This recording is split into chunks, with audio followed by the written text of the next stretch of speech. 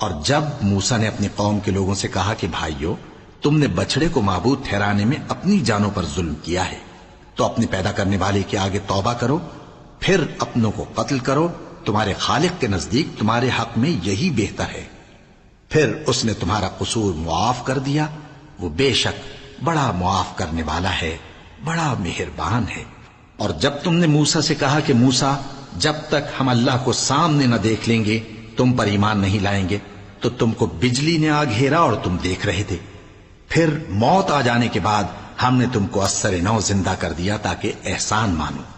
اور ہم نے بادل کا تم پر سایہ کیے رکھا اور تمہارے لیے من و سلوہ اتارتے رہے کہ جو پاکیزہ چیزیں ہم نے تم کو عطا فرمائی ہیں ان کو کھاؤ پیو، مگر تمہارے بزرگوں نے ان نعمتوں کی کچھ قدر نہ جانی، اور وہ ہمارا کچھ نہیں بگاڑتے تھے بلکہ اپنا ہی نقصان کرتے تھے۔